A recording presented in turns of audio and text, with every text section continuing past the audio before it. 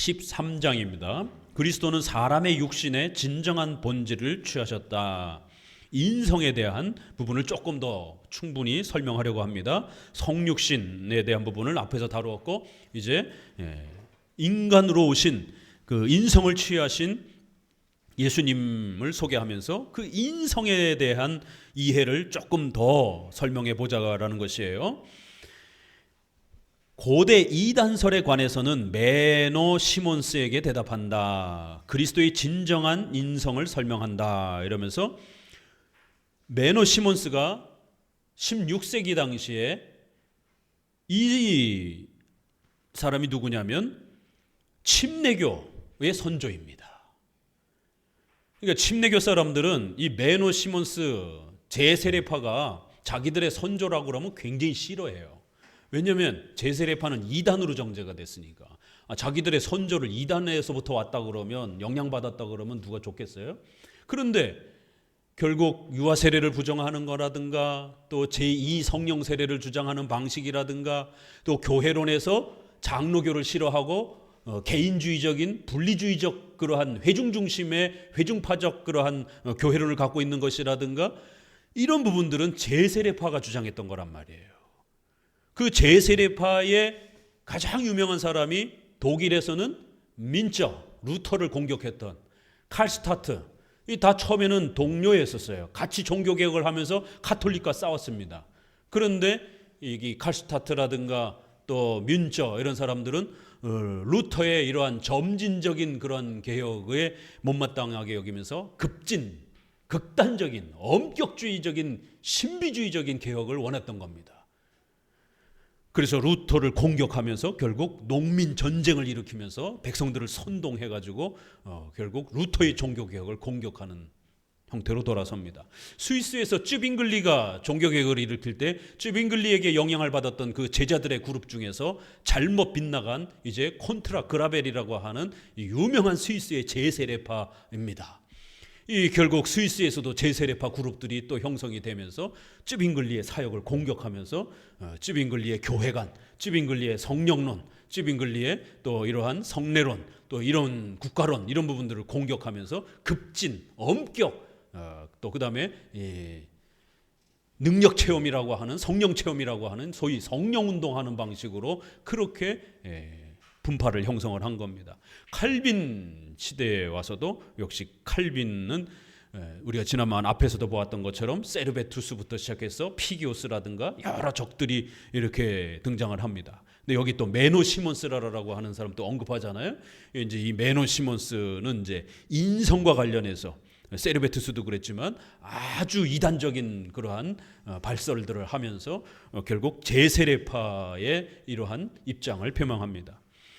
결국 이러한 제세례파의 메노 시몬스라든가 민처, 그 다음에 스위스 쪽에서는 콘트라 그라벨, 이런 사람들이 제세례파의 그룹인데 이들이 침례교가 형성되는데 영향을 끼칩니다.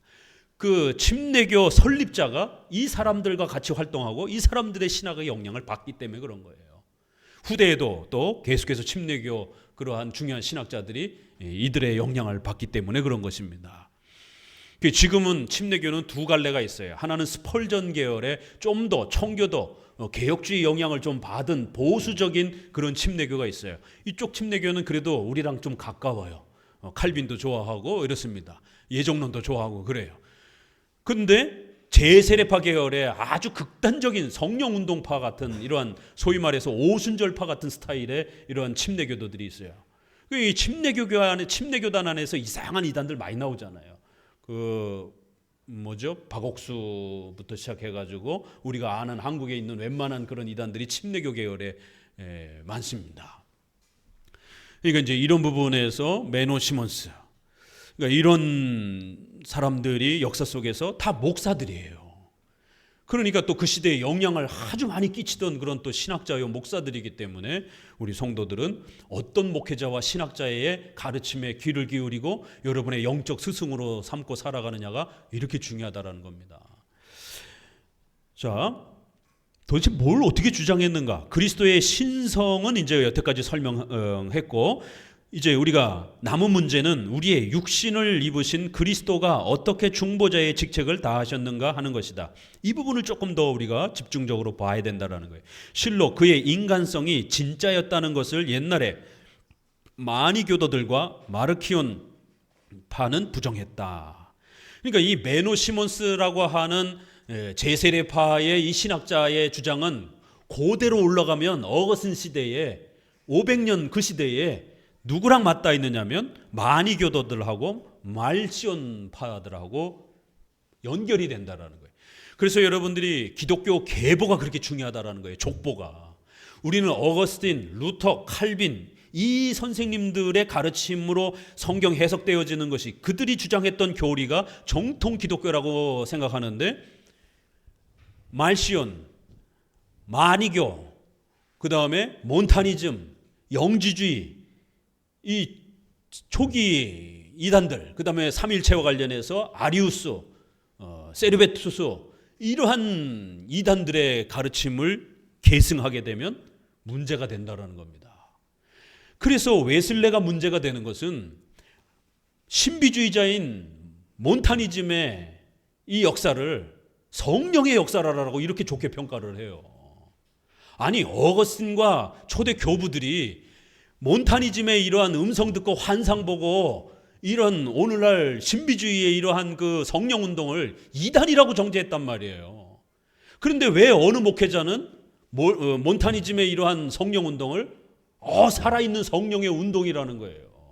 웨슬레는 그렇게 평가합니다. 웨슬레 일기에 그렇게 나와 있어요. 그래서 웨슬레 신학을 우리가 조심해야 된다는 거예요. 물론 그는 이단은 아니지만 이렇게 잘못된 그러한 신학 입장이 많이 섞여 있다라는 거예요. 그래서 더 건강하고 더 훌륭한 목회자와 신학자를 우리가 구별할 줄 알아야 되고 또 그런 족보와 계보를 잘 구별해서 우리가 감리교로 안 가는 이유가 그런 데 있는 거예요. 감리교는 이단은 아니지만 아주 부족한 기독교라는 거예요. 교파라는 것이죠. 훨씬 더 건강한 장로교 교파가 있는데 왜 부족한 교파 속에서 살아갈 필요가 뭐가 있겠느냐라는 거예요. 그 웨슬레의 이러한 약점은 바로 이러한 역사를 평가하는 데 있어서 정통 기독교 신학자들과 같지 않다라는 거예요. 예정론을 굉장히 싫어하고 그리고 또 교회론에 있어서도 로마 카톨릭처럼 감독주의, 1인 지배체제, 교황체제와 같은 이러한 1인 감독체제를 형성을 하고 그러니까 이렇게 정통 장로교하고 신학이 다른 게 굉장히 많습니다. 예수님 믿어야 구원받는다. 이런 기초적인 몇 가지는 이단을 판별하는 마지막 기준이기 때문에 그 정도는 인정해요. 그러나 그 외에 많은 부분들이 어거스틴이 주장했던 것, 루터와 칼빈이 주장했던 것을 버렸다라는 거예요. 부정하고 있다라는 거예요.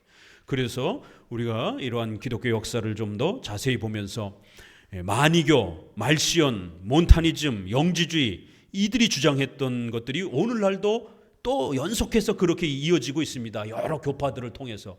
그래서 우리는 더욱 조심하고 분별의 이런 노력들을 해야 된다는 겁니다. 기독교, 정통 기독교가 잘 유지되어야 됩니다. 그래서 우리가 그거를 사도적 신앙이다 이렇게 말을 하는 거예요. 사도들이 가르쳤던 이신칭이 이런 십계명을 중심으로 한 기독교 윤리 150년쯤에 디다케라고 하는 그 아주 초기에 교회가 회의를 통해서 성도들을 교육하기 위한 초신자와 직분자들을 훈련시키기 위한 그러한 기독교 요약 핵심을 정리해 준 게 디다케라는 문서예요. 다 한글로 번역이 되어 있어요.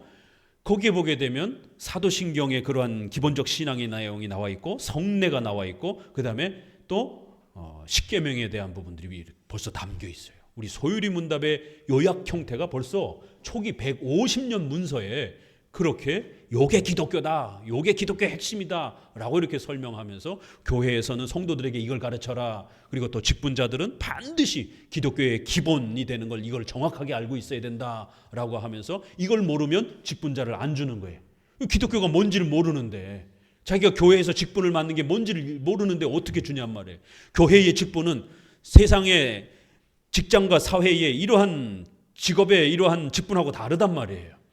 교회가 가지고 있는 독특한 그 직분의 특성을 알아야만이 교회 직분자가 될 수 있는 겁니다.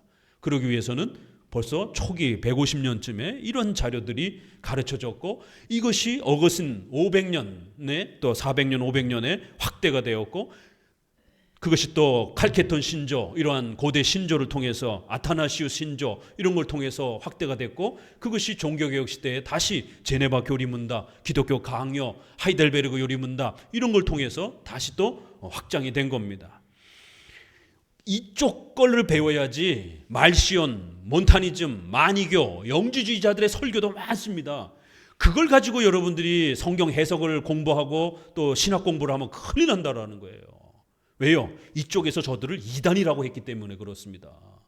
서로 뭐 비슷하다 이러면 상관이 없어요. 근데 이쪽 분파에서 이쪽을 이단이라고 했단 말이에요. 그러면 어떤 분이 그럴 수 있어요. 아이, 뭐 이쪽이 이단인지 이쪽이 이단인지 어떻게 알겠습니까? 그럼 이 세상엔 진리가 없는 겁니다. 그러면 불교나 힌두교나 뭐 어느 종교나 다 맞는지 틀린지 어떻게 알아요? 그러면 기독교는 배타성이 있는 겁니다. 기독교는 본질적으로 배타성을 갖고 있는 거예요. 나 외에 다른 신을 내게 있게 말지니라. 이 세상에 있는 모든 신이라고 하는 건 가짜다라는 거예요. 기독교만이 절대 참된 종교라는 거예요. 살아계시고 참되신 하나님은 성경에서 말하는 유일하신 삼일체 하나님 한 분밖에 없다라는 거예요. 그리고 그 삼일체 하나님을 제대로 바르게 가르치는 정통 기독교가 있단 말이에요. 그래서 사도들이 가르쳐준 이신칭의, 성화, 십계명 이런 거를 그대로 계승하는 분파가 있는가 하면 그 중에 어떤 건 버린 그러한 또 연약한 교파들이 있고 아예 이단인 교파도 있단 말이에요. 우리가 기독교 강의를 읽어보면 왜 이들을 이단이라고 그럽니까? 메노 시몬스를. 왜 제세례파를 갖다가 이단이라고 그럽니까? 가까이 하지 말라라고 말합니까? 성도들이 이런 목회자들 설교 절대로 듣지 말라라는 거예요. 참고 하지도 말라라는 거예요. 옛날에 도르트 신조라든가 16세기 17세기에는 성도들의 집에 그래서 신방 가는 겁니다. 집에 무슨 책이 꽂혀 있는가, 이런 이단들의 책이 꽂혀 있게 되면 권징 책망을 받습니다. 뭐 이런 거 우리가 읽어도 좀 분석해서 참고할 수 있죠. 아니에요. 그렇지 않습니다. 여러분 신학을 너무 만만하게 생각하는 거예요. 그럴 수 있어요. 뭐 내가 이단 책도 좀 읽어보고 뭐가 잘못됐는지 충분히 우리가 분석해 봐야 됩니다. 이건 신학이 얼마나 무서운 것인지를 너무 모르고 하는 소리예요. 이 성경의 진리의 이 운동이라고 하는 것이 얼마나 배타성을 갖고 있는지 모르는 소리입니다. 읽다가 스며듭니다. 읽다가 내가 그걸 분별하는 게 아니라 스며들어요. 그래서 신학과정의 목회자 과정에서도 이단 책들은, 현대 신학 책들은 맨 마지막에 기초를 철저하게 다지고 난 다음에 맨 마지막에 이단 문제, 그 다음에 현대 자유주의 신학에 대한 문제, 이 자유주의 신학자들 책들을 언급하면서 졸업 직전에 논평하는, 목회자들은 뭐가 잘못됐는지 분별해야 되니까요. 그러나 성도들에게 있어서는 그러한 이단 책들을 분별할 수 있는, 성도들을 무시해서가 아니에요. 이 신학이 가지고 있는 그 속성 때문에 그런 것입니다. 뭐 내가 저기 메노 시몬스 책도 좀 읽어봐야지. 내가 지난번에 우리 이러한 기독론과 관련해서 아리우스의 책도, 세르베투스 주장도 좀 읽어봐야지. 또 뭐 신천지 주장도 내가 좀 읽어봐야지. 뭐 여러 주장의 그 책들을 내가 다 읽어보고 한번 분석해봐야지. 천만의 말씀에 읽다가 그쪽으로 흡수가 됩니다. 진리 쪽으로 여러분들이 분별을 하면서 성장해가는 게 아닙니다. 이 신학의 성질이 그래서 그래요. 그래서 요한일서에서는 인사도 하지 말라라는 게 그런 강경한 표현이 나오는 겁니다. 왜 우리의 선조들이 성도들의 가정의 책에 그런 책들이 있는지 없는지 조사하고 그런 책들을 읽었는지 안 읽었는지 살피고, 진리는 우리 쪽 것만 열심히 읽고 분석하고 배워도 한평생 모자릅니다.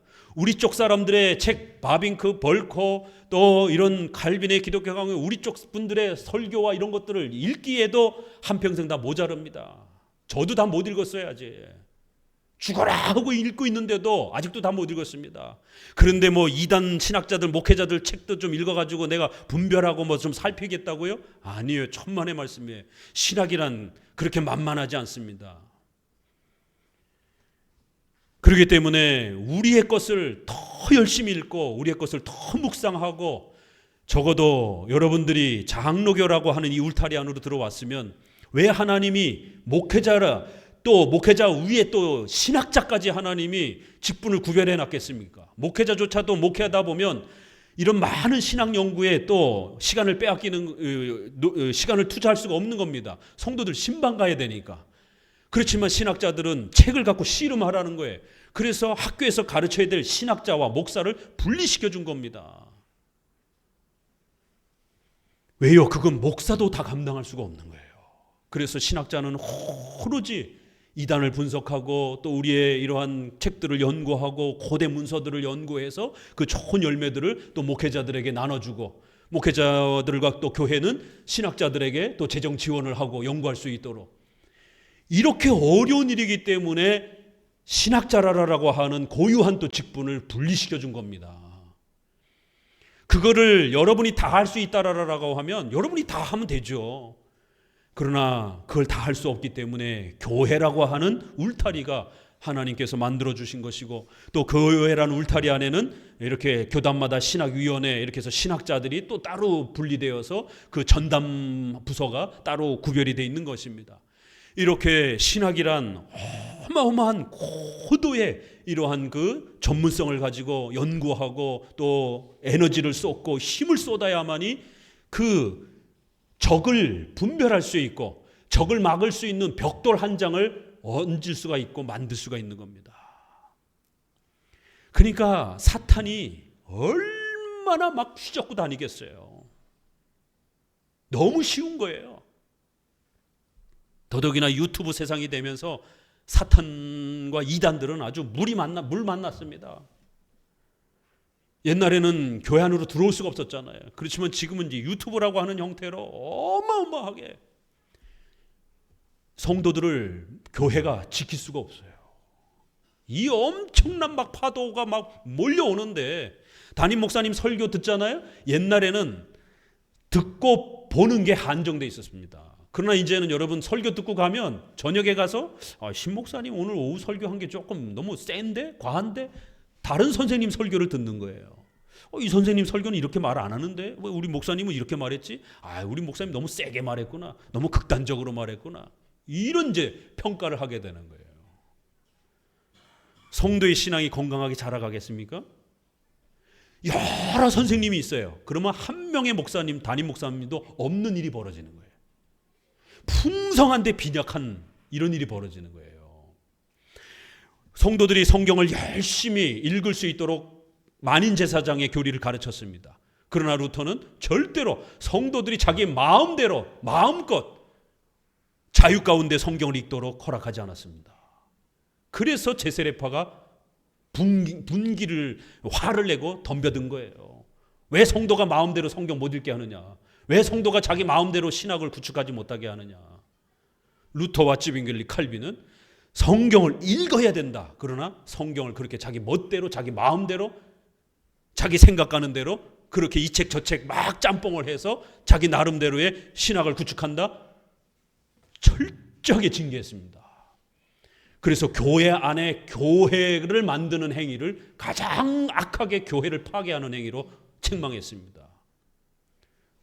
교회 안에 교회를 형성한다라는 거예요. 무슨 말이겠어요? 목사님과 다른 해석을 하면서 성도들을, 자기 사람들을 만들면서 자기의 분파, 자기의 그룹 안에서 목사님과 다른 해석을 서로 공유하면서 그 속에 장로교에 속해 있지만 침례교, 감리교, 오순절 교리를 서로 공유하면서 이게 더 좋지 않겠느냐? 이런 일들이 벌어진다라는 거예요. 철저히 징계했습니다. 우리가 생각하는 장로교회, 종교개혁이라고 하는 교회적 구조와 질서는 그렇게 만만하지 않습니다. 성도들이 설교 듣는 것, 책을 읽고 신앙을 구축하는 이런 세계관을 형성하는 것, 또 성도들이 어떻게 살아가는지에 대한 삶을 보살펴주는 것, 이런 모든 부분들이 혼자 개인이 만들어가는 게 아니라는 거예요. 반드시 공교회적 질서 아래서 이렇게 신학과 설교와 또 이런 예배의 또 구성과 또 생활의 또 이런 부분들, 모든 부분들이 하나의 질서 체계 아래에서 움직여져 가는 거예요. 오늘날 그렇게 얘기하면 뭐 개인의 프라이버시를 그렇게 존중 안 하느냐, 그거 너무 억압적인 거 아니냐. 그래서 장로교를 싫어하는 겁니다, 사람들이. 그런데 거기에 함정이 있는 거예요. 사람들의 그 요구에는 그 자유, 독립, 분리, 원하는 대로 읽겠다, 나도 얼마든지 해석할 수 있다 라고 하는 이 자만감이 결국 사탄을 너무 만만하게 생각하는 거고, 우리 인간의 연약함을 고려하지 않는 거고, 우리가 그렇게 대단하게 성경을 아주 깊이 있게 막 꿰뚫고 막 쫙 진리를 풀어내고 그럴 만한 인간이 아니라는 겁니다. 자기 자신을 너무 높게 평가하는 거예요. 그래서 개혁주의 신자가 된다라는 것, 장로교 신자가 된다라고 하는 것은 무엇인지 기초부터, 밑바닥부터 다시 한번 잘 생각하셔야 되는 겁니다. 장로교 신자가 된다라고 하는 것은 이러한 장로교적인 이러한 체계와 울타리를 잘 존중하고, 역사 속에서 이러한 장로교 정통 신앙의 체계가 기독교 사도적 신앙과 종교개혁 신앙을 지키는데, 성경적 신앙을 지키는데 가장 훌륭하다라고 그렇게 고백하는 거예요. 그리고 그러한 장로교의 신자가 되겠다라고 서약하는 겁니다. 그리고 그 교회에 들어와서 외부의 그런 설교, 외부의 어떤 그런 가르침, 외부의 어떤 그런 부흥회, 외부의 어떤 그런 자료들에 대해서 함부로 귀를 열고 그렇게 관심을 갖는 게 아닌 것입니다. 적어도 우리의 공교회가 지켜온 그러한 질서와 가르침과 교회법의 구조 아래에서 우리의 보고 듣고 생활하는 이 모든 그러한 우리의 삶의 체계들을 장로교적 교회법과 질서 체계 안에 우리 자신을 두겠다라는 거예요. 그러면 칼빈이, 우리의 선생님인 칼빈이 고대 이단인 메노 시몬스, 제세례파는 이단이다라고 우리 선조가 해석했으면, 이단들이 제세례파가 해석했던 성령론에 대해서 한치의 망설임도 없이 위험하다라고 반대해야 되는 겁니다. 오늘날 신학자와 많은 목회자들이 제2성령 세례 주장하면서 이러한 메노 시몬스가 주장했던 이런 주장들, 제세례파가 주장했던 것, 또 메노 시몬스의 유명한 주장은 뭐예요? 교회와 국가를 극단 분리시킨 겁니다. 그래서 국가의 일에, 어떤 일에도 관여하지 않는 거예요. 군대 안 가는 겁니다. 세금 안 내는 거예요. 국가의 법제도에 대해서 거부하는 거예요. 어디랑 많이 닮았어요? 여호와 증인들하고 많이 닮았잖아요. 그래서 여호와 증인들이 제세례파의 후손들이라는 거예요. 만약에 이러한 명확성이 없게 되면 그럼 우리가 여호와 증인들한테서도 배우는 거고, 신천지한테서도 배울 수도 있는 것이고, 뭐 이단들한테서도 다 배울 수 있는 것이죠. 신앙을 이렇게 하면 이건 짬뽕 신앙입니다. 자기는 아주 굉장히 포용력 있게, 너무 극단적이지 않고 아주 멋있는 그러한 포용력 있는 크리스찬인 것처럼 이렇게 착각하지만, 아직도 여전히 본인은 개혁주의 신앙의 기초 패러다임이 뭔지를 잘 이해를 못하고 있는 거예요. 개혁주의는 굉장히 배타적입니다. 칼빈의 글을 읽어보세요. 얼마나 이 포용적인가. 아니요, 굉장히 배타적입니다. 당대의 다 목회자들이에요. 오시안도 루터파 목사입니다. 메노 시몬스 제세례파 침례교에 영향을 준 목사예요. 이런 비슷한 동료 목회자들이지만 고대 이단이라는 거예요. 오시안도는 미치지 않고서야 이렇게 해석할 수 없다라는 거예요. 이렇게 최소한 이단이 아니기 때문에 우리가 포용해 줄 수 있는 부분도 있지만, 그럼에도 불구하고 또 이단인 자들도 있는 거예요. 또 이단은 아니지만 성경 해석을 아주 악하게 망가뜨린 이런 목회자와 또 신학자의 실수 앞에서는 관용이 없는 겁니다. 철저하게 책망해서 그런 해석이 교회 안에 들어오지 못하도록 아주 엄격하게 막아야 되는 거예요. 왜요? 이거는 진리의 문제이기 때문에. 타협할 수 있는 그런 문제가 아니라는 거예요. 이것일 수도 있고 저것일 수도 있고, 그건 바르트 신학입니다. 그걸 변증법적 신학이라 그래요. 이것도 맞을 수도 있고 저것도 맞을 수도 있고, 우리가 서로 좋은 면들을 우리가 이렇게 수용하면서 다 배울 건 배우면서 이렇게 함께 포용하면서 가야 되지 않느냐? 그게 바로 알미니안주의 신학입니다. 그게 바로 혼합주의적 신학이에요. 13장 시작하면서도 고대 이단설에 관한 매너 시몬스에 대해서 우리는 분명히 대답해야 되고, 그들과 우리가 뭐가 차이가 나는지, 왜 우리가 정통 기독론을 구축해야 되고 정통 기독론이 훨씬 훌륭한지에 대해서 지켜야 되는지, 또 매너 시몬스의 가르침은 천년을 거슬러 가서 마니교와 말시온의 기독론하고 또 연속된다라는 것이에요. 이렇게 기독교는 끊임없이 배타적인, 진리에 있어서는 철저히 배타적인 것이다라는 거예요. 다만 우리가 생활론에 있어서도 십계명 얼마나 배타적입니까? 혼전 그렇게 성관계를 다 합니다. 그러나 우리 크리스찬들은 절대로 결혼 전에는 성관계 하면 안 됩니다. 죄악입니다. 벌 받습니다. 이렇게 배타적인 거예요. 일부 일처제 얼마나 배타적입니까? 기독교 윤리도 진리의 근본 문제에 있어서는 배타적인 거예요. 윤리조차도. 다만 아디아포라라고 하는 조금 더 중립적인 부분에서만 우리가 이렇게 조금 배려해 줄 뿐인 것입니다. 그래서 이렇게 개혁주의, 정통 우리가 기독교를 추구한다라고 하는 것은 내가 어떤 선생님과 어떤 목회자의 가르침에 따라서 성경 해석을 함께 공유하면서 또 그 교파가 함께 고백하고 있는 공적인 신조 아래 우리 자신을 거기에 가두는 거예요. 거기에 넣어두는 겁니다. 내 사고와 판단과 생각들을 나도 더 잘 판단할 수 있어. 나도 얼마든지 내가 더 잘 판단할 수 있어. 내가 사도신조보다 웨스민스터보다 내가 더 훨씬 더 잘 판단할 수 있어. 이게 전형적인 이단적 사고예요. 진리의 역사는, 기독교 역사는 그렇게 해서 만들어 온 게 아닙니다. 왜 칼빈이 뭐가 부족해서 자신의 모든 설교와 가르침은 항상 어거스틴의 그러한 가르침으로부터 이어진다라고 늘 자신의 설교와 해석을 어거스틴에게 빚진 것처럼 이렇게 얘기하냔 말이에요. 기독교는 계승되기 때문에 그래요.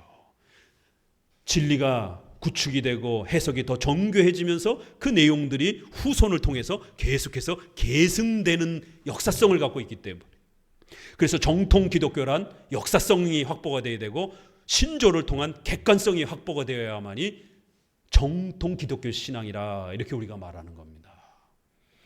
그러니까 오늘날은 기독교가 다 망가져 버렸어요. 기독교의 본질이 뭔지를 몰라요. 또 더 나아가서 정통 기독교와 가짜 기독교를 구별을 하지 못하는 거예요. 그래서 역사 속에 어거스틴주의, 펠라기우스, 그 다음에 혼합주의인 반펠라기우스가 있다라고 그렇게 말하는 겁니다. 세 개밖에 없어요. 대부분의 사람들은 이 반펠라기우스, 혼합주의의 신앙을 갖고 있는 겁니다. 이것도 괜찮고 저것도 괜찮고, 칼빈주의처럼 개혁주의처럼 배타성을 안 갖고 있는 겁니다. 당대의 알미니안주의 사람들이 도르트 신조를 바라보면서 칼빈주의 사람들이 얼마나 얄미워했겠습니까? 이 정도 해석도 좀 수용을 하지, 뭘 그렇게 아주 그냥 우리를 이단식 취급하는가. 그렇지만 이게 기독교 역사라는 거예요. 500년 역사 보세요. 오늘 여러분에게 기독론과 관련해서 니케아 콘스탄티노플 칼케톤 신조를 인터넷에 여러분 소개해 드렸습니다.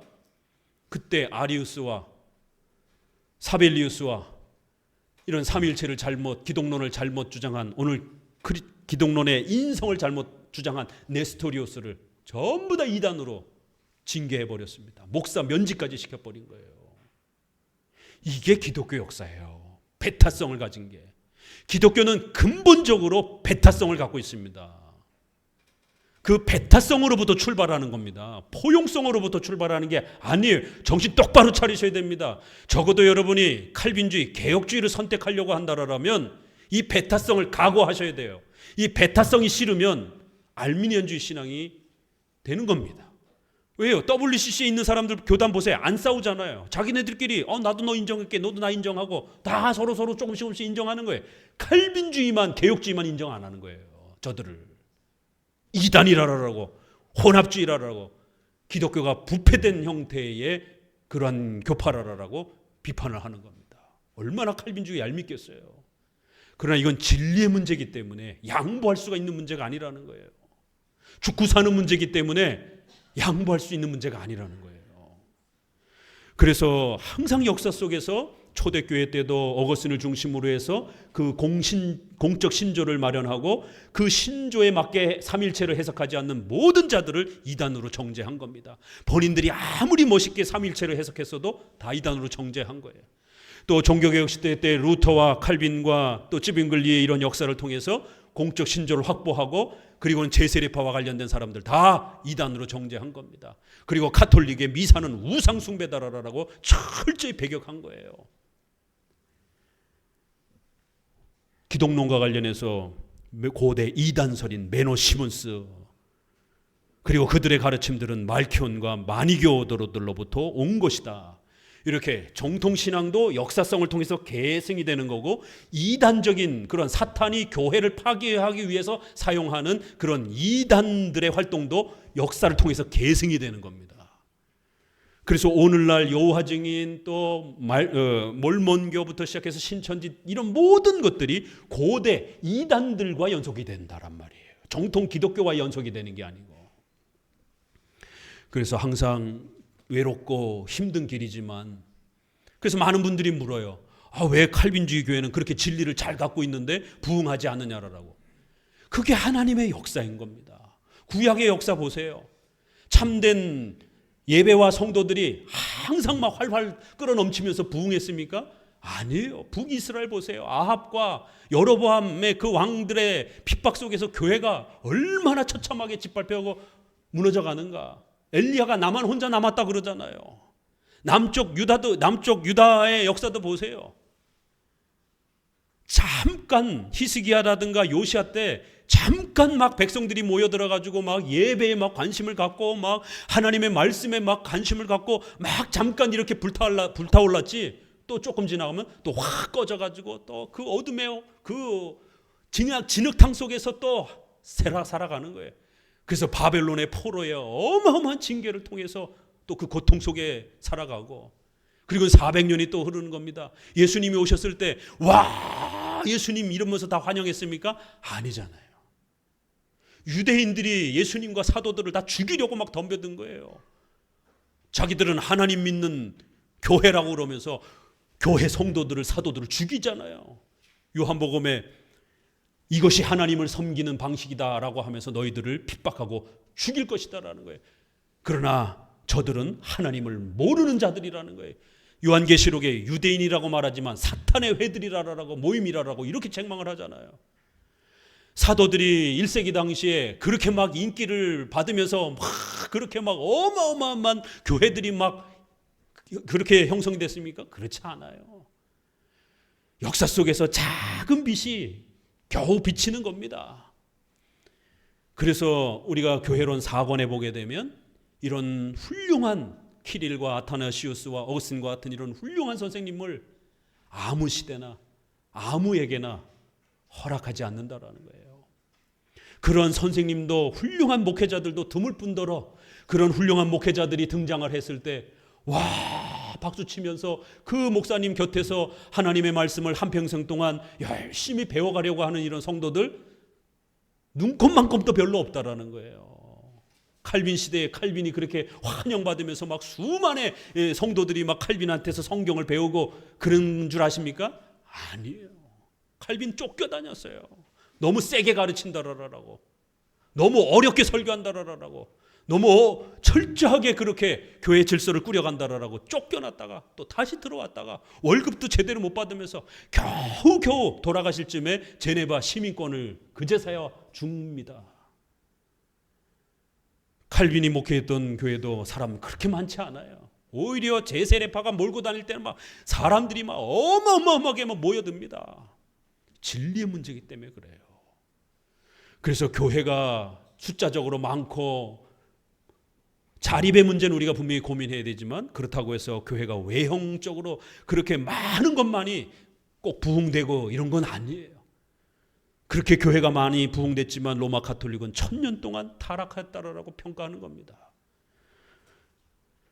적어도 우리가 다시 한번 이렇게 개혁주의 신앙을 또 이러한 교리 신앙을 또 이렇게 배워가는 이러한 장로교 신앙의 이러한 정체성을 또 돌아보고 살피면서 다 다 이런 신앙을 싫어한다 할지라도 이런 신앙을 또 좋아하는 성도들이 있습니다.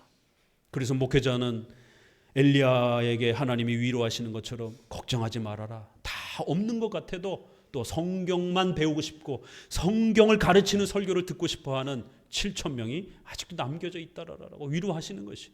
오늘 우리 시대에도 이렇게 강해 설교하고 교리 설교하고 기독교 이런 문헌들을 또 공부시키고, 과연 이런 거를 누가 들을까? 저도 목회를 처음 시작할 때 그 두려움, 자극적이고 감각적이고 막 이런 거를 안 하는데 과연 성도들이 올 수 있을까? 성경을 배우고 싶은 그런 성도들이 과연 있을 수 있을까? 노래 안 불러주면 성도들이 교회가 오지 않는 것이. 노래를 줄이고 교리 공부를 하는데 과연 성도들이 앉아서 들을까? 30년을 이 길을 오면서 저라고 얼마나 걱정 없이 편안하게 왔겠습니까? 얼마나 걱정이 많았겠습니까? 과연 이런 설교를 들을 수 있는 성도들이 과연 있을 수 있을까? 그래도 또 칼빈 시대보다는 낫잖아요. 칼빈 시대는 가톨릭이 총칼을 들이대고, 그래서 바깥에서 우리 젊은이들이 칼 들고 다 보초 서가면서 언제 가톨릭 군대들이 쳐들어올지 모르는 그런 위험함 속에서 예배를 드리는, 프란시스 1세 왕이 기독교인들을 죽이려고 할 때 세느강 건너편에서 1559년에 프랑스 총회를 열면서 성도들과 목사님들이 목숨을 걸고 강 건너편에 가톨릭 군대들이 즐비한데 그 위험함 속에서 예배드린 거예요. 예배드리다 다 죽을 수도 있는 거예요. 아니나 다를까 바돌로메오 대학살 때 1572년에 종교의 자유주의 준다라고 거짓말 쳐놓고 그렇게 오라고 그래놓고는 결국 가톨릭 군대들을 쫙 숨겨놓고는 개신교 군사들이 또 성도들이 왔을 때 죽이기 시작한 겁니다. 수만 명이 죽어서 그 이후로 500년 동안 프랑스에 개신교가 다 사라져 버렸어요. 스페인과 프랑스는 유일하게 개신교가 우리 개혁주의 이러한 영향이 없는 가톨릭 국가잖아요.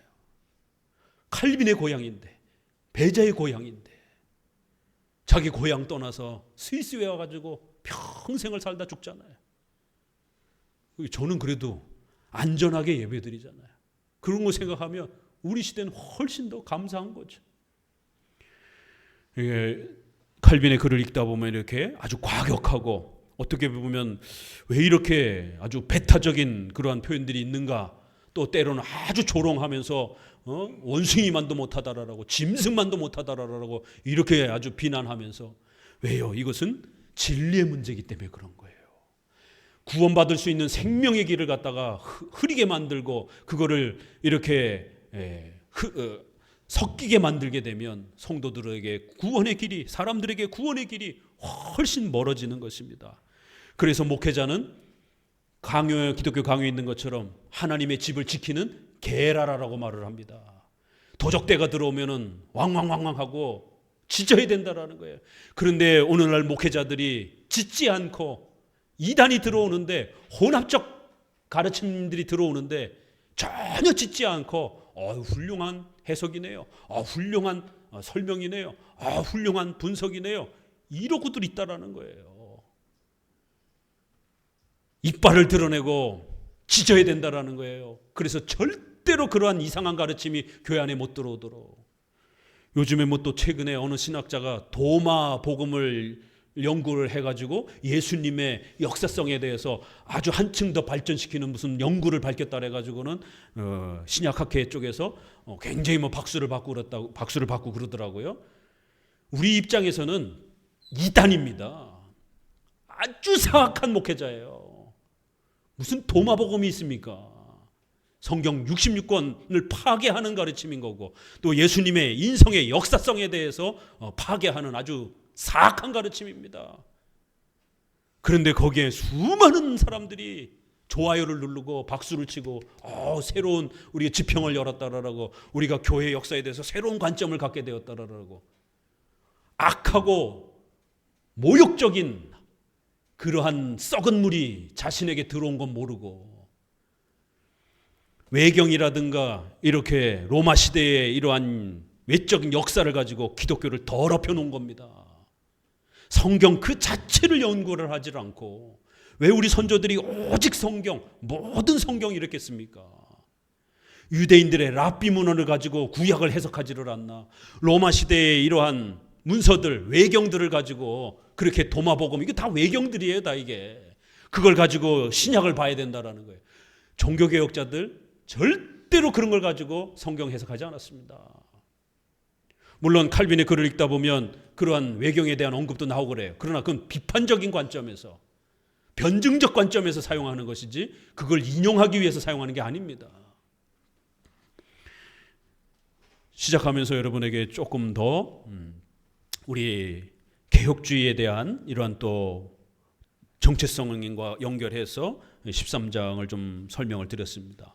왜냐하면 이 부분이 오늘날 너무 많이 흐려져서 특별히 우리 개혁주의가 가지고 있는 이런 배타성이라든가 특별히 기독론은 우리 기독교의 생명이잖아요. 더더구나 예수님의 신성 인성 문제, 또 이신칭의 문제, 이건 우리의 생명에 대한 문제입니다.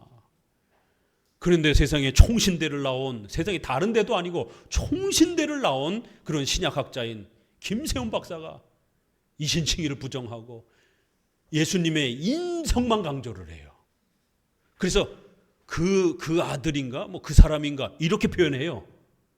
그분의 그 기독론에서 아주 예수님을 독특한 표현으로 표현합니다. 우리가 전통적으로 성자, 하나님의 아들, 독생자 이렇게 표현했던 그런 표현이 아니라 앞에 관사를 붙여가지고 그 사람 뭐 이런 식으로 그 아들 뭐 이렇게 해갖고 전통적인 표현하고 아주 싹 바꿔가면서 예수님의 인성만 이렇게 지나치게 강조하면서 신성의 관심이 이렇게 낮아지게 만들었습니다.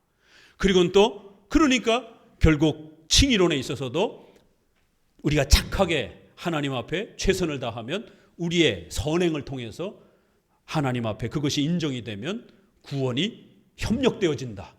또 유지되어진다. 그래서 우리가 열심히 안 하면 다시 지옥에 떨어질 수 있다라고 하는 이런 칭의, 취소론, 유보적 칭의론, 점진적 칭의론 이런 형태를 가르치고 있는 거예요.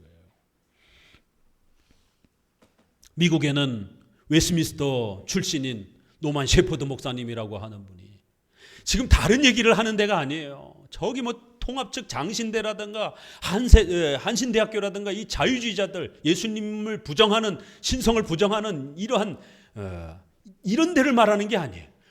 보수주의 신학교라고 하는 총신대의 교수가 이런 사람이 들어왔다는 것 자체도 벌써 까무러칠 노릇이고 미국도 웨스민스터 신학교라고 하는 가장 보수적이었던 신학교가 거기에 조직 신학 교수가 언약 취소론, 세간점합하라라고 하는 형태로 언약론을 다시 설명하면서 결국 예수 그리스도에 대해서 다시 설명하고 결국 구원에 대한 칭의론에 있어서 이렇게 신인 협력주의적인 그런 칭의론을 설명을 하는 거예요. 진리가 더 확대가 된 게 아니라 진리가 망가진 겁니다. 그래서 우리가 기독교인으로 살아간다라고 하는 것은 끊임없는 이 배타성에 대한 문제, 이신칭의를 바르게 지켜내기 위해서 몸부림쳐야 되는, 예수님의 신성과 인성을 지켜내기 위해서 아주 몸부림쳐야 되는, 아주 교묘하게 신성을 망가뜨리는, 아주 교묘하게 인성을 망가뜨리는 이런 방식으로 아주 그럴듯하게 온갖 여러 자료들을 동원을 해가지고 예수님을 설명을 하는 거예요. 겉으로 들을 때는 예수님 얘기하니까 분별을 못하는 겁니다. 그거 성도들이 분별하기 쉽지 않아요. 목사님들도 분별하기가 어렵습니다. 그래서 전문적인 신학자들이 따라붙어서 그들의 허점들을 오랜 시간 동안 연구하고 파헤쳐서 총회에 보고를 하고 총회가 들여다보고 함께 결의해서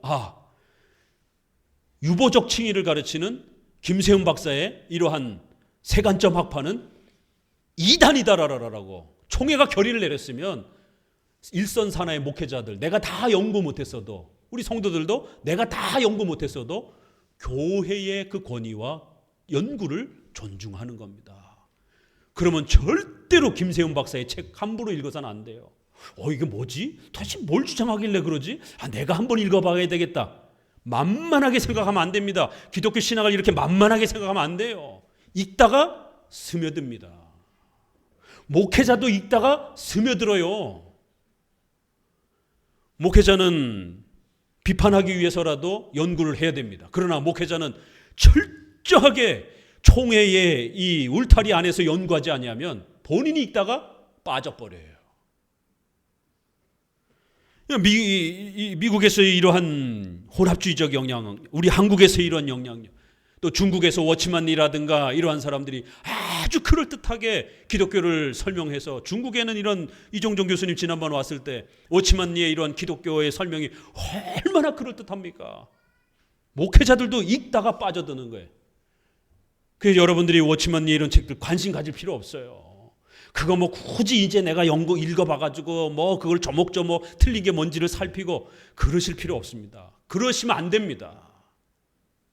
그 워치만리 책 읽을 시간에, 그 아까운 시간에 볼컵 책이라든가 바빙크 책이라든가 기독교 강요라든가 우리 읽어야 될 책들이 얼마나 많습니까? 그러면 여러분이 기독교 강요에 대해서 전문적 실력을 갖췄냔 말이에요. 볼컵의 책에 대해서 정말 능수능란하게 볼컵의 교리사, 볼컵의 기독교 신학 개론, 이런 반틸의 또 이러한 책들, 일반은총, 이런 부분들에 대해서 여러분 3번, 4번, 5번 정도 읽어봤느냔 말이에요. 한 번 읽어가지고 택도 없습니다. 목회자들도 한 번 읽어가지고 접근도 못합니다. 한 번 읽어놓고 또 다른 책들 뒤적뒤적거리고 또 읽고 이러면 우리 개혁주의의 신학이 성장하지 않습니다. 이 13장에서 이렇게 칼빈이 과거의 이러한 전통적인 그러한 신학자들과 목사들을 고대 이단이다라고 이렇게 아주 엄히 책망하면서 이런 부분들을 가까이 하지 말 것에 대해서 이렇게 책망해 놓는 것이. 그럼 마릴키온이라든가 마니교 책들을 우리가 굳이 다시 읽어가지고 그걸 분석해내야 되겠습니까? 아니죠. 우리는 칼빈이 분석한 거, 어거스틴이 분석한 거, 또 우리 선조 목사님들이 분석해 놓은 것, 또 제2 스위스 신앙고백서에 보게 되면 이런 말지연 영지주의 이러한 주장들이다라고 하면서 철저히 배격하고 있습니다. 그러면 그것으로서 충분한 것이에요. 그러면 우리 입장에 칼빈의 기독교 강요를 더 열심히 읽고 또 더 많은 번역서들을 좀 비교해가면서 읽으면서 이렇게 여러분의 신앙의 실력들을 올리셔야 되는 겁니다. 자, 본문으로 들어가면 왜 도대체 칼빈이 이렇게까지 강경하게 인성에 대해서 잘못 말하는 이러한 분파들을 책망했느냐 하면, 성육신, 인성의 문제는 잘못 주장하게 되면 결국 십자가가 다 망가지기 때문에 그런 거예요. 십자가가 망가지게 되면 기독교는 다 망가지는 거예요.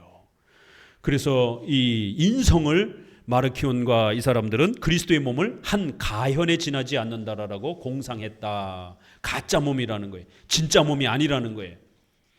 이걸 가현설이라고 그럽니다. 마니교도는 그리스도는 천상적 육신을 받으셨다고 공상했다.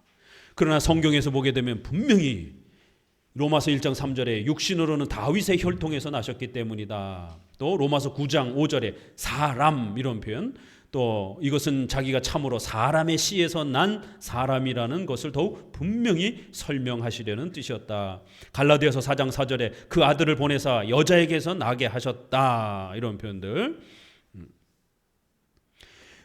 밑에를 보게 되면 각주에도 어건 시대부터 시작해가지고 또 존 라스코라고 하는 이러한 또 유명한 종교개혁자도 이러한 가현설과 이런 제세례파의 이런 주장들에 대해서 아주 엄격히 비판했다라는 것이, 추도 이렇게 주저함 없이 아주 엄격하게 비판을 해야 되는 겁니다. 이러한 가르침들이 함부로 우리 안에 이렇게 무슨 연구로 이렇게 포용이 되고 들어와서는 절대로 안 되는 것이에요. 659페이지 보게 되면 위에서 셋째 줄, 우리의 본성을 취하셨으며 이와 같이 혈육에 속하심은, 이렇게 아주 성경 곳곳에 참된 인간이 되셨다라고 거듭거듭 설명한다라는 것이에요. 자, 고대 이단 4개가 있습니다. 기독론과 관련해서 기억하시죠? 첫 번째, 예수님이 오셔서 내가 신이다 이러니까 깜짝 놀란 거예요. 그렇죠? 그러니까 유대인들을 중심으로 해서 신성을 부정하는, 주로 초기에는 신성을 부정하는 이단이 많이 생깁니다. 유대주의자들 안에 많이 생깁니다. 두 번째는 신성을 많이 강조했어요. 그러다 보니까 인성을 부정하는 이런 일들이 벌어지는 거예요. 왜냐하면 신이 인간으로 오셨어? 그럼 아담의 원죄는 어떻게 되지? 이런 일이 이제 고민이 되는 거예요. 그래서 인간으로 오시게 되면 죄를 잘못하면은 원죄를 물려받으니까 참된 인간이라고 하면 안 되겠다. 인간처럼만 보인다라고 말을 하는 게 훨씬 낫겠다. 그래서 가짜 몸, 이런 이제 상상들이 나오기 시작한 것이에요.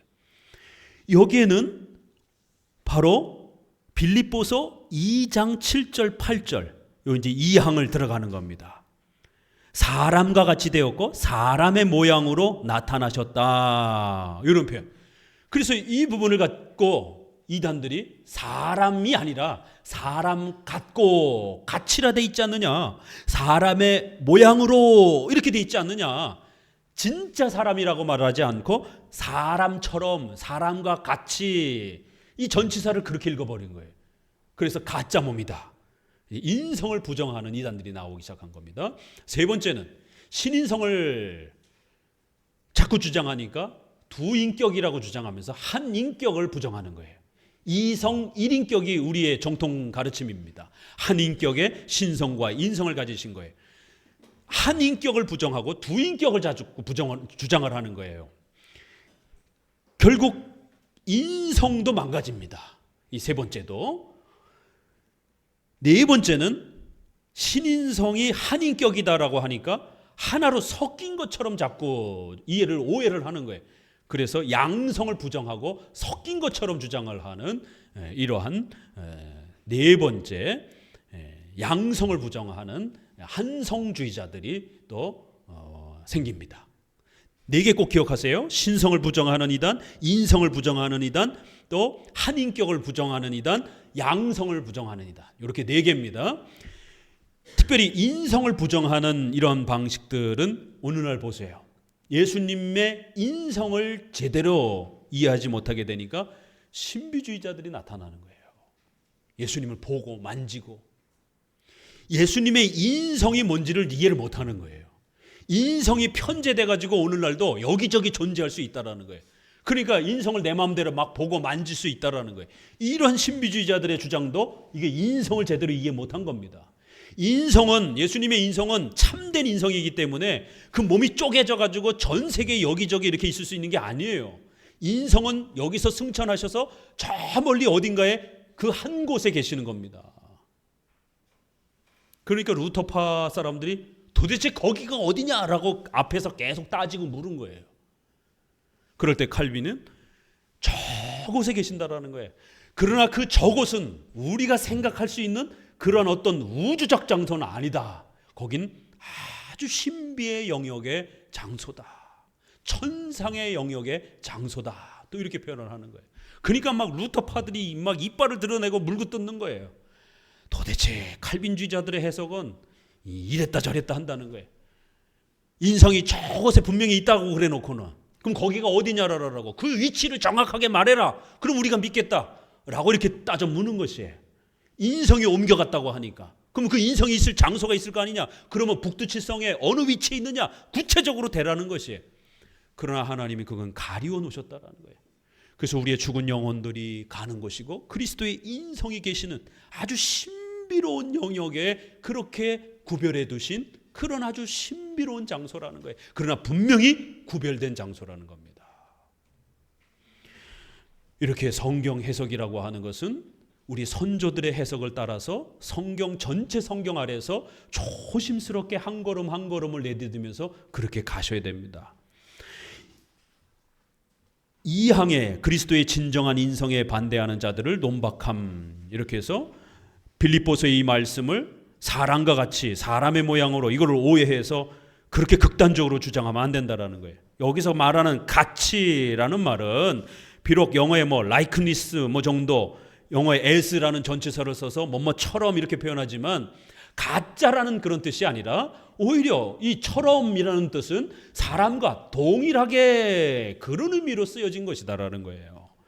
그래서 바울은 다른 데서 하는 말을 근거로 삼아 이 마르키온과 은 그리스도께서 육체를 입으신 것이 아니라 어떤 환상을 입으셨다라고 이렇게 상상을 한다라는 것이.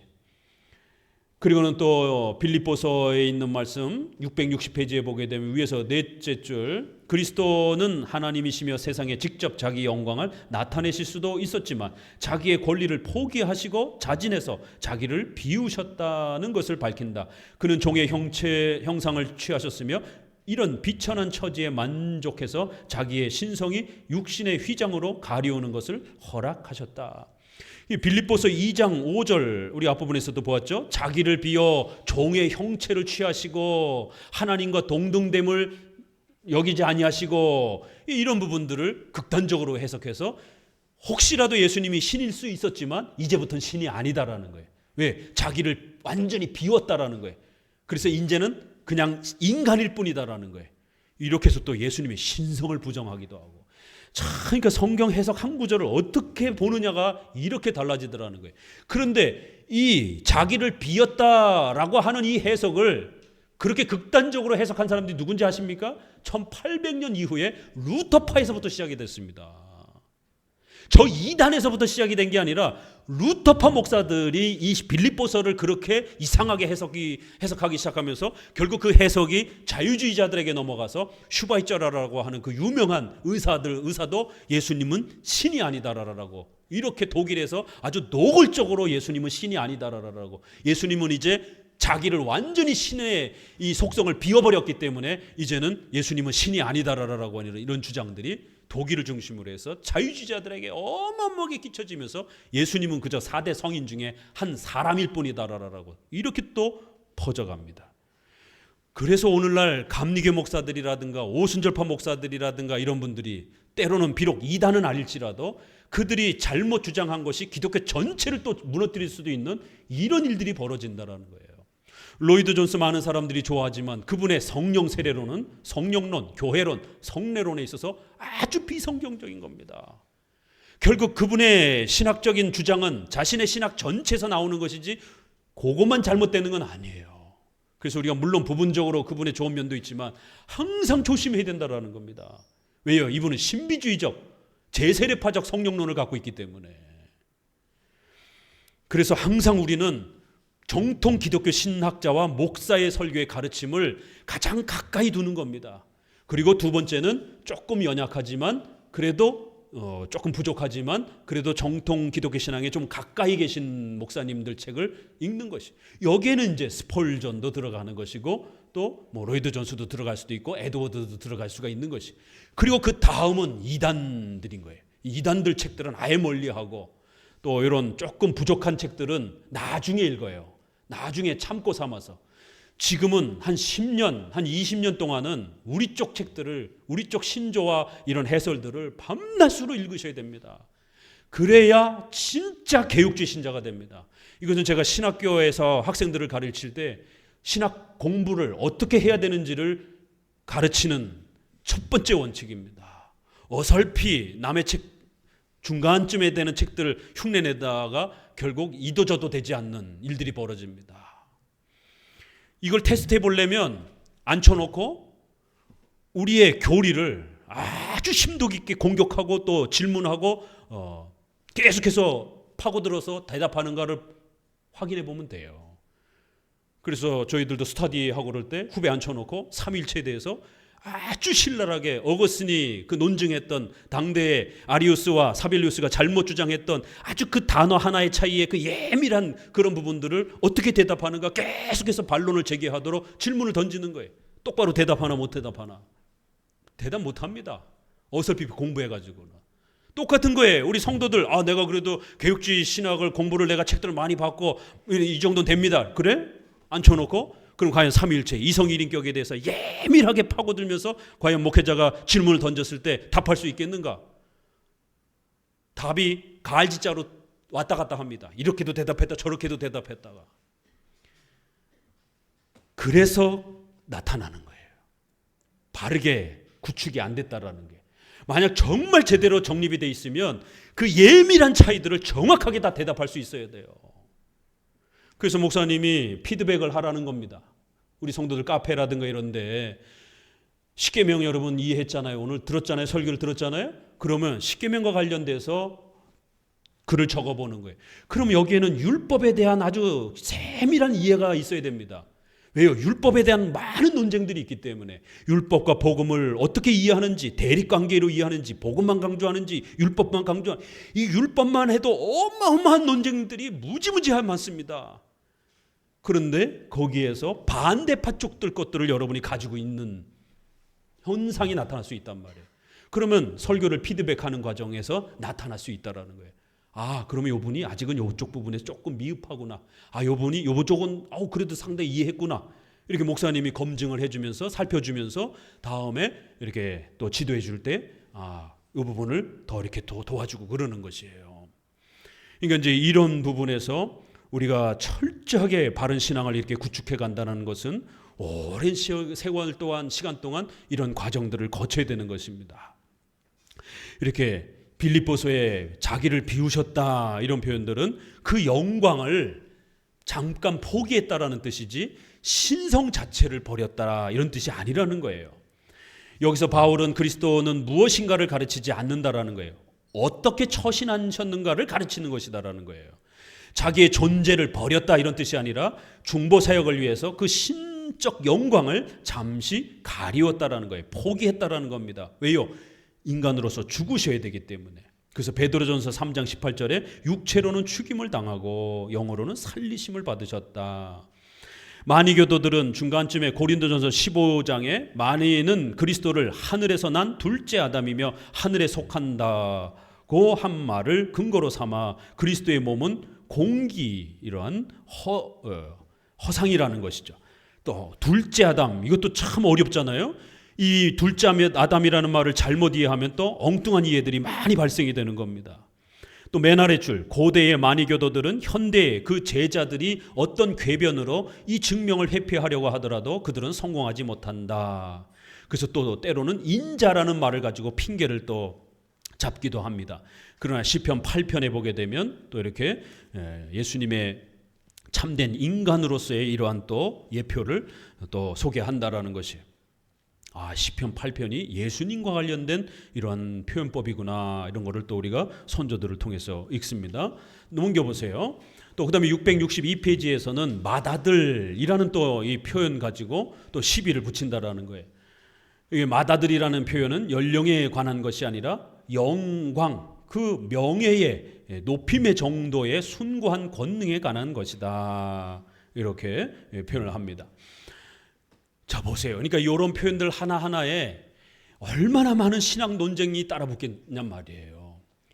그러면 이 독생자, 맏아들, 성자 이 단어 하나 갖고도 어마어마한 논쟁이 산더미처럼 쌓여 있습니다. 그러면 우리 성도들이 그걸 다 할 필요도 없어요. 성도들이 일상생활을 해야 되는데 언제 그걸 다 합니까?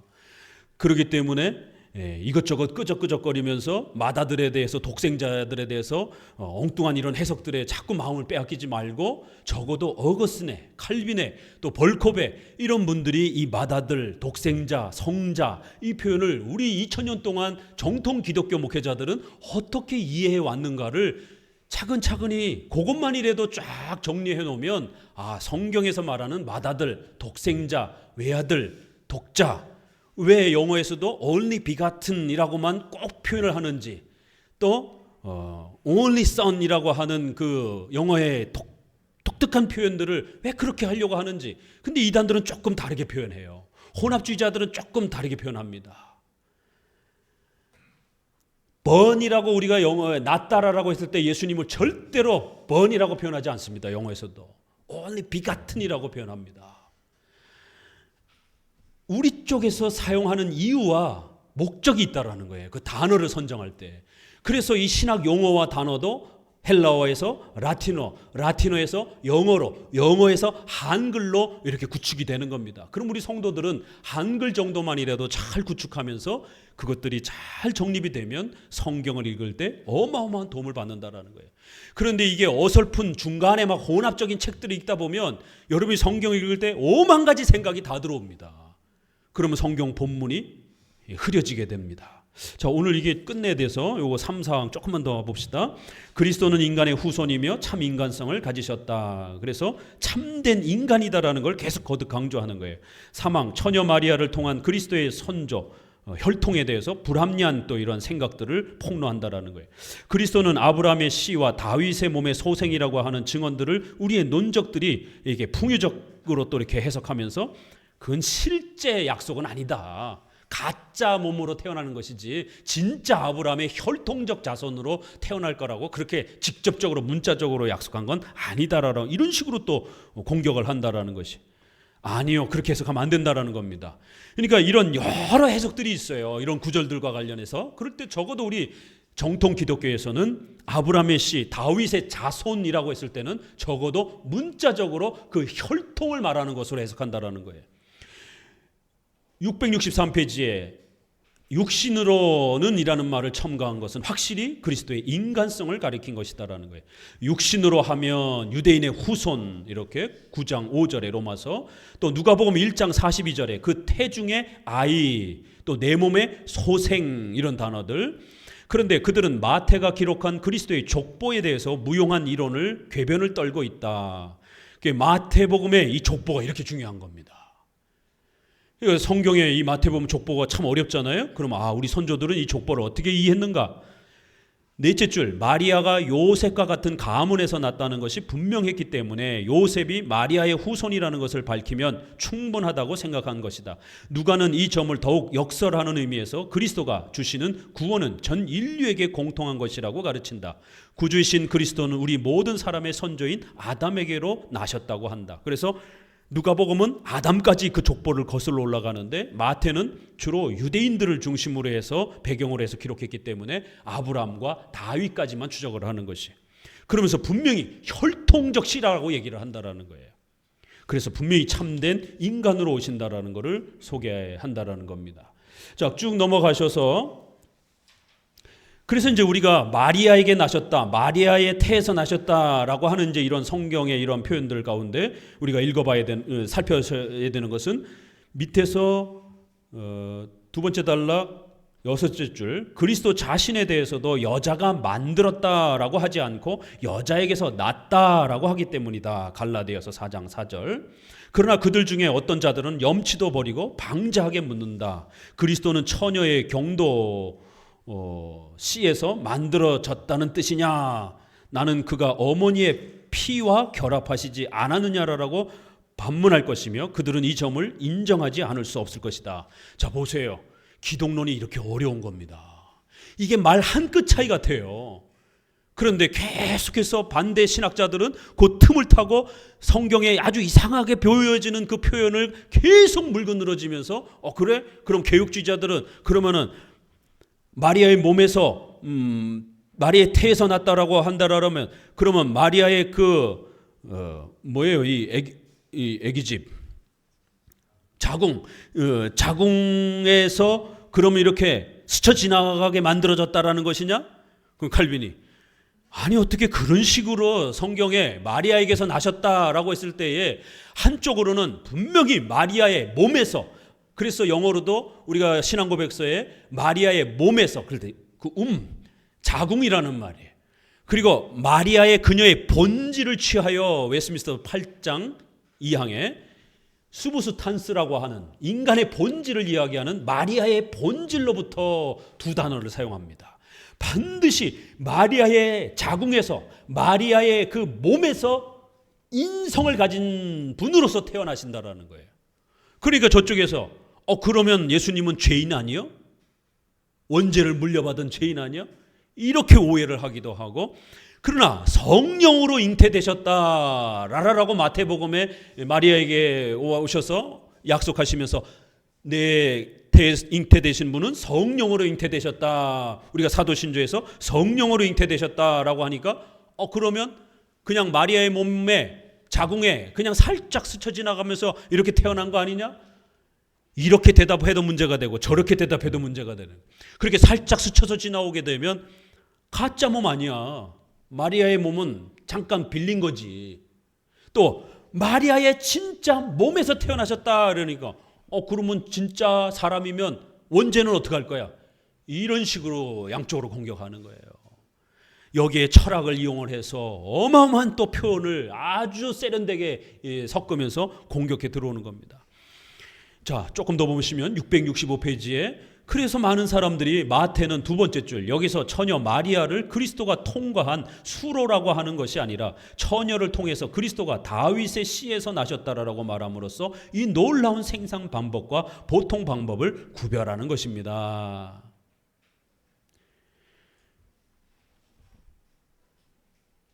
최근에 이 논쟁을 또 반복을 했습니다. 그래서 월경 잉태설이라는 것을 주장을 합니다. 마리아의 몸에서 진짜 마리아를 통해서 태어난 거다 이렇게 강조하려면 그럼 마리아의 월경을 사용하겠지 않느냐, 생리를 사용하겠지 않겠느냐, 그래야 진짜 몸이 되니까. 그래서 마리아 월경 잉태설이라고 말합니다. 그러니까 반대측에서 그러면 예수님 죄인이냐, 그러면 원죄를 물려받는 형태가 발생이 된단 말이에요. 그러니까 그런 식으로 주장하면 안 되고 예수님의 몸은 가짜 몸이라고 주장을 해야 된다. 이거 최근에 통합 측에서 유명한 논쟁입니다. 인터넷 치면 다 나와요. 그래서 월경이 아니고 마리아의 태에서 나셨다, 잉태되셨다라는 말은 그냥 마리아의 자궁을 잠깐 통과해서 오신 것이다. 이렇게 이야기해야 된다는 거예요. 그러니까 진짜로 그 어미로부터 모든 생육을 받지 않았기 때문에 예수님의 몸은 가짜 몸이라는 거예요. 와, 500년 전 논쟁이 그대로 반복이 되고 있는 거예요. 근데 여기에 많은 목회자들이 갈팡질팡하는 거예요. 그래서 저도 저희 선생님하고 살아생전에 계셨을 때 이거 어떻게 우리가 또 좀 더 접근해야 됩니까? 왜요? 현대 과학이 발달이 되다 보니까 정자, 난자 개념이 발달이 되고 산부인과가 발달이 되다 보니까 이제 새로운 질문들이 쏟아져 나오는 거예요. 그러나 그 신학적 사고 구조는 500년 전하고 똑같아요. 그래서 적어도 우리 장로교는 이 부분에 양쪽의 딜레마를 막아주면서 사도신조에 기가 막히게 2000년 전에 벌써 다 고백이 된 거예요. 마리아의 몸에서, 마리아의 태에서, 자궁에서 그 어머니의 피를 통해서 영양분을 받아 먹으시면서 그렇게 10달을 그렇게 어미의 뱃속에서 모든 인간이 공급받는 그런 형태로 똑같이 참된 인간으로 태어나셨다라는 거예요. 그러나 남자가 없이. 그래서 특별한 출생이라는 겁니다. 아버지가 없는. 그러나 마리아의 난자를 사용했느냐? 그건 알 수가 없는 거예요. 성경 어디에도 그렇게 적극적으로 표현하지 않는 겁니다. 마리아의 몸에서 태에서 예수님이 분명히 어머니로부터 받는 그 모든 혜택들을 똑같이 인간처럼 받으시는 것이, 그러나 월경을 사용하는 그런 난자를 사용하는 그런 방식으로 너무 직접적으로 들어가게 되면 원죄 문제가 해결 못합니다. 그러면 인간이 가지고 있는 그 원죄의 전염성에 대한 부분들을 못 막아냅니다. 그래서 특별한 출생으로 아버지가 없이 독특하게 어머니의 자궁 속에 실제로 그 어머니의 자궁에 연결되어서 10달 동안 영양분을 받으시면서 그렇게 인간의 참된 모습으로 인성을 가지시고 태어나신 것이. 그럼 원죄 문제는 어떻게 해결합니까? 남자가 없다라는 것. 그리고 성령의 특별한 역사로 그 모든 악을 막아주셨다라는 거예요. 그래서 성령으로 잉태하사라는 말을 붙이는 것이다라는 거예요. 왜요? 성경에서도 마태복음 1장에 마리아에게 찾아오셔서 성령으로 잉태된다라고 이렇게 거듭 몇 번씩 표현합니다. 바로 이런 부분에서 결국 최종적으로 에베소 회의에서 네스토리우스가 이 문제를 극복하지 못해서 이단으로 정죄가 됩니다. 그랬을 때에 에베소 431년 회의에서는 누가복음 1장 43절에 있는 내 주의 어머니라고 하는 이러한 표현에 따라서 마리아의 뱃속에 있는 예수님은 주님이시라는 거예요. 신이시라는 거예요. 그렇기 때문에 신성과 인성을 함께 가지고 계신 분이니까 신의 어머니라고 표현할 수 있다는 거예요. 그래서 데오토코스라고 하는 마리아는 신의 어머니라고 부를 수 있다는 거예요. 그건 마리아를 신성화시키기 위해서가 아니라 마리아 속에 계신 그 태중에 계신 예수님은 단지 인간뿐만 아니라 신이시기도 하시다라는 거예요. 그래서 신성을 가지시고 인성을 가지신 분이 마리아의 태 속에 잉태되신 것이. 그래서 신의 어머니라고 부를 수 있다라는 거예요. 그런데 네스토리오스는 그 말도 안 된다. 그리스도의 어머니다. 크리스토코스라고 이렇게 부르면서 단지 육신의 어머니일 뿐이다. 결국 인성을 제대로 이해하지 못한, 또 신성과 인성의 관계를 이해하지 못한 네스토리오스는 이단으로 정죄가 됩니다. 오늘날 월경 잉태설, 또 그러니까 당연히 뭐가 문제가 돼요? 씨가 문제가 되잖아요. 월경을 하게 되면 정자가 있어야 되니까. 그러니까 한 걸음 더 나가서 성령 씨설, 성령 정자설까지 나왔습니다. 그래서 성령이 정자를 만들어줘 가지고 성령의 정자가 만들어져서 그렇게 월경에서 결합이 돼갖고 난자랑 결합이 돼서 예수님이 됐다라는 거예요. 목회자들이 갈팡질팡하는 거예요. 이 보수권 내에 있는 목회자들도 성령 씨설, 월경 잉태설을 주장하는 분들이 꽤 있습니다. 적어도 우리 장로교에서는 성령으로 잉태되사 마리아의 몸에서 태에서 이 두 가지만 고백하면 되는 겁니다. 사도신조에 있는 것만큼 너무 멀리 나가도 안 돼요. 그 영역은 신비의 영역이기 때문에 그런 것입니다. 그래서 에베소 회의에서 최종적으로 이렇게 하나님의 어머니라고 부를 수 있습니다. 그런데 이제 이게 중세시대로 돌아가면서 아베 그라티아라고 이렇게 칼빈도 자신의 친구인 니콜라스 콥이 파리 대학 총장에서 연설을 할 때 복되신 마리아여 라고 하면서 라틴어로 아베 그라티아라고 이렇게까지 글을 써줘서 글 연설을 했는데, 요거 질문한 거 우리 카페에도 있어요. 쳐보세요. 제가 거기에 답변을 해드렸습니다. 복되신 마리아여, 이 표현은 예수님의 신성과 인성을 강조하기 위한 그런 어머니로서 마리아를 이렇게 표현한 거예요. 근데 이게 중세시대로 돌아가면서 아베 마리아 바뀌어버렸잖아요. 그래서 아베 마리아, 아베 그라티아는 사실 좋은 편입니다. 근데 이게 악용이 되면서 마리아를 신성화시키는 방식으로 가톨릭이 망가뜨린 거예요. 그 아베 마리아 노래도 있잖아요. 그게 다 마리아 성모송이에요. 그게 절대로 우리 크리스천들은 따라해서는 안 됩니다. 마리아를 높이는 찬송 이 노래들입니다. 예수님을 높여 부르기 위해서 마리아의 태중에 있는 분은 신이시며 인간이신 분이다. 그래서 신의 어머니가 되신다 라고 이렇게 표현하면서 아베 그라티아, 아베 마리아라고 하는 이런 부분들이 종교개혁 시대에 어느 정도 허용이 됐는데, 이것을 가톨릭이 마리아를 신성화시키면서 망가뜨렸습니다. 자, 마지막 네 번째, 참 사람이지만 죄가 없으시고 사람이지만 참 사람이지만 영원한 하나님이십니다. 이렇게 해서 계속해서 결론을 이제 최종적으로 참 사람이라는 것, 그렇지만 죄가 없다라는 것. 어떻게 죄가 없습니까? 아버지가 없다라는 것, 그 다음에 성령으로 잉태되셨다라는 것, 그렇게 특별한 출생으로 잉태가 되셨기 때문에 예수님의 인성은 무죄하다라는 거예요. 참 사라짐이지만 영원한 하나님이시라는 거예요. 쭉 내려오셔서 고린도전서 14장 그 밑으로 봅시다. 밑에서 넷째 줄을 같이 읽어봅니다. 밑에 넷째 줄. 이와 같이 사도는 그리스도와 보통 인간을 훌륭히 구별하고 그리스도는 참 사람이지만 허물과 부패가 없다고 한다. 그러나 그들은 유치하게 찌꺼린다. 그리스도에게 아무 오점도 없고 성령의 비밀한 역사로 마리아의 씨에서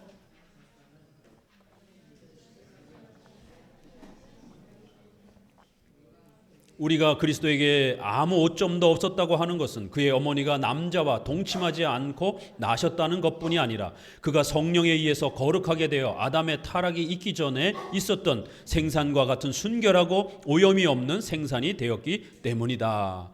적어도 우리가 예수님의 이 무죄함에 대한 문제, 또 예수님의 참된 인성을 말하는 문제, 이 인성을 세게 강조하면 예수님이 원죄 문제가 발생이 되고, 예수님의 원죄를 강력하게 해결하려고 하게 되면 예수님의 인성이 가짜가 될 것처럼 한쪽으로 치우치면 이런 문제가 발생이 되는 거예요.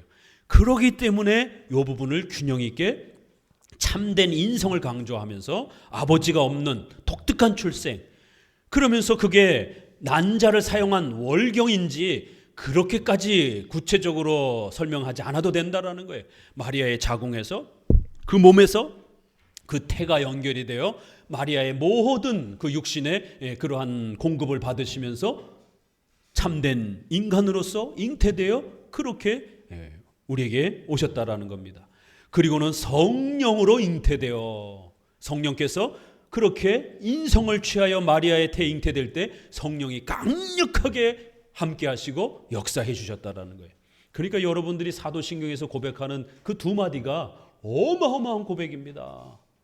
성령, 마리아에게 나시고 성령으로 잉태되사, 이거를 정확하게 기준을 갖고 계셔야 오늘날 수많은 이 자유주의 목회자들 또 혼합적인 목회자들이 이상하게 말하는 이런 모든 이 인성에 대한 기독론을 다 물리칠 수가 있는 겁니다.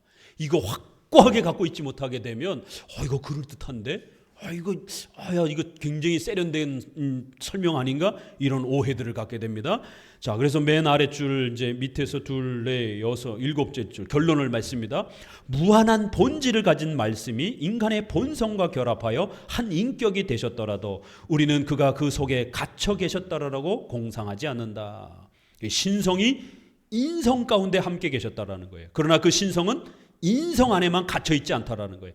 여전히 우주 만물의 그 신성은 또 그렇게 별도로 존재한다라는, 여기에 놀라운 일이 있는 것이다. 같이 읽어봅니다. 즉 하나님의 아들이 하늘에서 내려오셨지만 하늘을 떠나시지 않고서 자의로 처녀의 태중에 계시며 지상을 다니시며 십자가에 달리시는 동시에 맨 처음부터 하신 것과 똑같이 끊임없이 우주에 편만하셨다는 것입니다.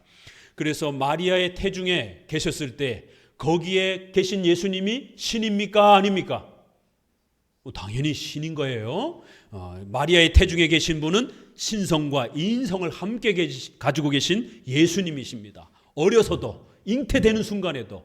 그렇지만 또 그 신성은 거기에만 계신 게 아니라 신성은 우주 만물에 항상 자존하시는 삼일체 하나님이시기 때문에 그 그리스도의 신성은 항상 우주 만물에 존재하시는 것이, 우리 안에도 계시고 우리 바깥에도 계시고 예수님의 인성과 함께 계시기도 하시고 그 바깥에도 계시고, 그래서 이러한 신인성의 아주 놀라운 고백이 니케아 신조와 칼케돈 신조에서 이미 벌써 확립이 된 거고, 그것이 종교개혁 시대를 통해서 칼빈의 기독교 강요를 통하여 다시 설명되는 것이고, 그것이 오늘 우리 시대의 여러분에게 기독론으로 다시 소개가 되는 거지. 절대 예수님 보고 만지려고 하지 마세요. 예수님의 신성과 인성을 성경을 통해서 열심히 배우세요. 신성이 이런 거고 인성이 이런 것이구나. 또 그것이 조금 헷갈리면 이런 기독교 강요, 또 조직신학, 또 신조 이런 해설집들을 통해서 열심히 예수님의 인성이 어떤 것인지, 우리랑 똑같은 몸이다, 이것만 너무 지나치게 강조하게 되면 원죄가 발생이 됩니다. 이래서 어려운 거예요. 인성을 강조하되 너무 세게 지나치게 강조하면 안 되는 겁니다. 그러면 원죄를 예수님이 갖는 것처럼 어려움이 발생이 되는 거예요. 예수님의 참된 인성을 분명히 마리아의 몸에서 태에서 태어나셨습니다라는 걸 우리는 분명히 지켜야 된다는 것. 그러나 우리랑 완벽하게 똑같은 일반 출생, 아버지 어머니처럼 이렇게 결합해서 태어나는 그런 방식은 아니라는 거예요. 그래서 아주 특별한 방식으로 아버지가 없이 성령의 역사하심으로 그 인성을 만드시고 그 인성이 마리아의 자궁에 잉태되시는 것이다라는 거예요. 그래서 우리랑 같은 방식으로 잉태가 되시는 인성을 취하셨지만 우리랑 완벽하게 100% 원죄를 물려받는 그런 DNA 형태로 예수님이 인성이 되신 건 아니라는 거예요. 자, 우리랑 똑같습니다. 히브리서 4장 15절처럼 우리와 동일하신 몸을 취하시고 인성을 취하셨다라는 거예요. 그러나 죄는 없으시다라는 거예요. 우리와 완벽히 또 100% 동일한 인성은 아니라는 거예요. 이게 결론입니다. 그래서 칼빈이 다른 곳에서 그 인성은 우리랑 동일하신 인성이십니다. 참된 인간이십니다. 그러나 우리랑 동일하지 않는 인성이십니다. 이렇게 표현하는 거예요. 그래서 개혁주의 안에는 이런 좀 역설적인 표현이 많이 있어요. 한편으로는 우리랑 동일하신 인간이시라는 거예요. 십자가에 죽으실 수 있는 참된 인성을 가지고 성육신하셔서 이 땅에 오셨다라는 거예요. 그러나 원죄까지 물려받을 정도로 우리처럼 원죄를 가진 그런 동일한 인간은 아니라는 거예요. 예수님의 인성은 너무 세게 강조해도 안 되고 그렇다고 너무 강조를 안 해도 안 되는 이 적절성을 잘 지키면서 예수님의 인성을 고백해야 올바른 성경적 인성을 갖게 됩니다. 이걸 너무 이쪽으로 치우쳐도 안 되고 이쪽으로 치우쳐도 안 된다는 거지. 오늘 기독론 굉장히 좀 어려운 부분이고 또 여러분에게 다시 한번 왜 이 기독론 때문에 2000년 역사 속에서 어마어마한 논쟁과 싸움이 있었는지, 그리고 그 싸움은 아직도 지속되고 있다는 것, 이걸 조금 더 여러분에게 강조드리면서 우리 기독교의 절대적인 이 배타성, 기독론에 있어서 구원론에 있어서 반드시 우리가 사도적 신앙과 정통 기독교 신앙을 잘 지켜가도록 다시 한번 권면을 드립니다. 기도합니다. 하나님 감사합니다. 오늘 중요한 기독론에 예수님